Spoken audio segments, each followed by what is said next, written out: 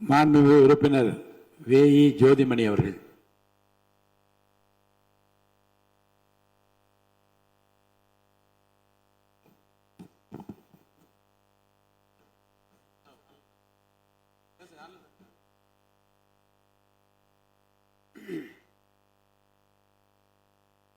ஆளுநருக்கு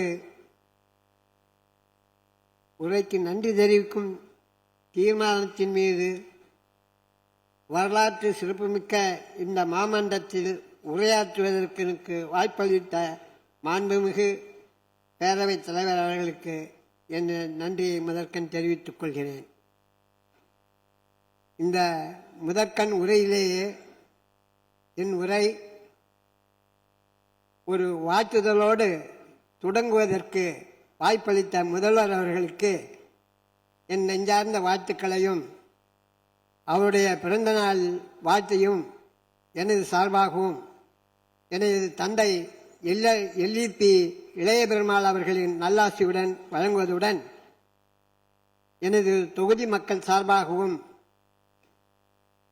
எனது கட்சி சார்ந்த விடுதலை சிறுத்தைகள் தொண்டர்களின் சார்பாகவும் எனது கட்சியின் தலைவர் ஐயா தொல் திருமா அவர்களின் வாழ்த்துதலையும் இந்த மாமன்றத்தின் சார்பாக முதல்வர் அவர்களுக்கு என் வாழ்த்துதலை காணிக்கையாக செலுத்துகிறேன். மாண்புமிகு எதிர்கட்சி தலைவர் அவர்களே, மாண்புமிகு அமைச்சர் பெருமக்களே, சட்டமன்ற அனைத்து கட்சி தலைவர்களுக்கும் மற்றும் அனைத்து சட்டமன்ற உறுப்பினர்களுக்கும் எனது வணக்கத்தை தெரிவித்துக் கொள்கிறேன். இந்த வரலாற்று சிறப்புமிக்க சட்டமன்றத்தில் எனக்கு வாக்களித்து அனுப்பிய காட்டுமன்னார் கோயில் தொகுதி மக்களுக்கும் எனது எழுச்சி தலைவர் தமிழர் தொல்காப்பியன் திருமாவளவர்கள் அவர்களுக்கும் நெஞ்சார்ந்த நன்றியை காணிக்கையாக்குகிறேன். இத்தருணத்திலே ஒடுக்கப்பட்ட மக்களின் தனிப்பெரும் தலைவராக விளங்கிய எனது தந்தை ஐயா இளைய பெருமாள் அவர்களை பெருமிதத்துடன் நினைவு கூறுகிறேன்.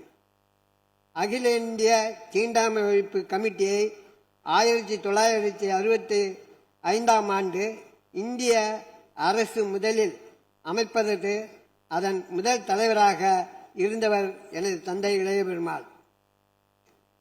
பட்டியலின மற்றும் பழங்குடியின மக்கள் எதிர்கொள்ளும் தீண்டாமை, அவர்களின் பொருளாதாரம் மற்றும் கல்வி மேம்பாடு குறித்து ஆய்வு செய்ய ஐயா இளைய பெருமாள் தலைமையில் குழு அமைத்தது இந்திய அரசு.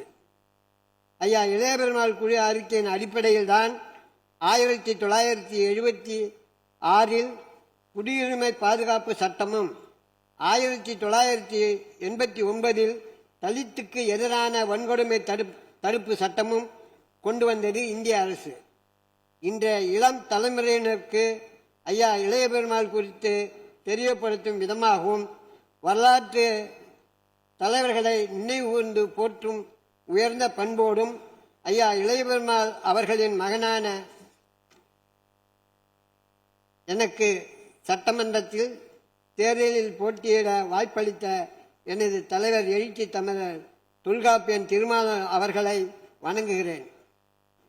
ஆளுநர் அவர்கள் உரையில் இருமொழி கொள்கை உறுதியுடன் தொடர்ந்து கடைபிடிக்கப்படும் என்ற அறிவிப்பும் சென்னை உயர்நீதிமன்றம் மற்றும் சென்னை உயர்நீதிமன்றம் மதுரை கிளையில் தமிழ் மொழியை வழக்காடு பிளே ஸ்டோர் மற்றும் ஆப் ஸ்டோரில் இருந்து பாலிமர் செயலியை QR கோடு மூலம் பதிவிறக்கம் செய்யுங்கள்.